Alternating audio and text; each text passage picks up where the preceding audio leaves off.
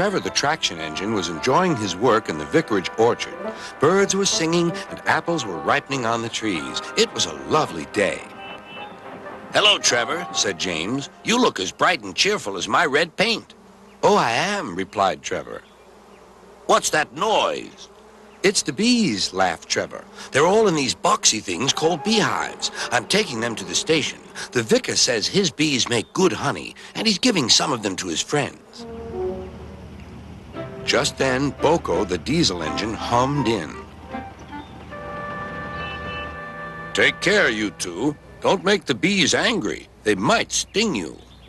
James didn't like being told what to do by a diesel, and he buzzed away.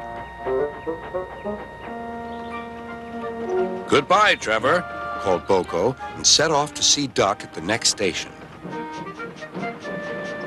Bill and Ben, the tank engine twins, were busy arranging cars, but they scampered off when they saw BoCo.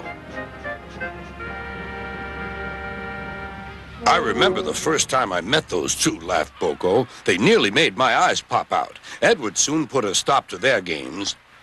"Edward is the only one who can keep Bill and Ben in order," chuckled Duck. "I sometimes call them the bees."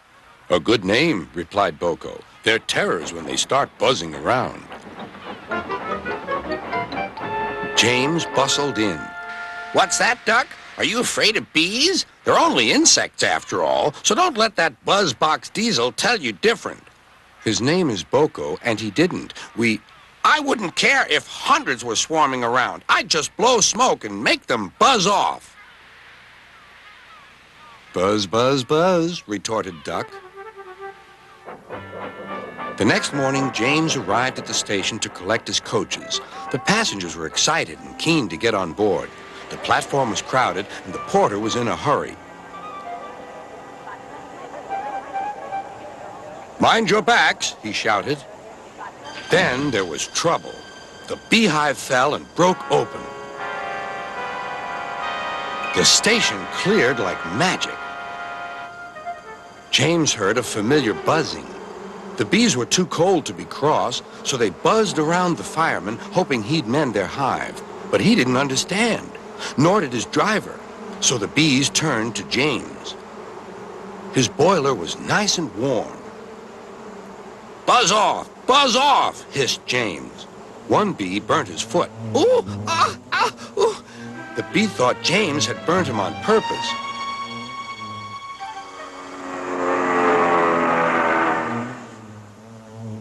So it stung James right back on the nose. "Eee!" Whistled James. He had had enough. So had his fireman and driver. They didn't notice till too late that they had left all their coaches behind. They tried everything to get rid of the bees. First, they spun on the turntable, but to no avail. They tried washing them off, but the bees clung harder to James's warm boiler.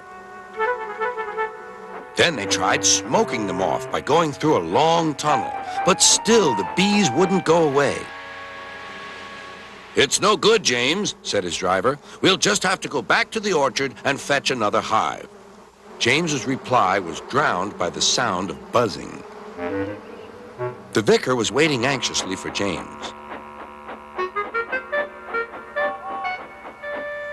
When he arrived, the bees swarmed straight into their new home. "Come on, James," said his driver. "What you need now is a good hose down." Later that evening, James was resting in the shed when the vicar came to see him. "Thank you for saving my bees," he said. "It's a pity it's not Christmas. Then we could call you James the Red-Nosed Engine." Everyone laughed, even James. But instead, they decided to call James the Bee's Knees, which means they thought he was more useful than ever.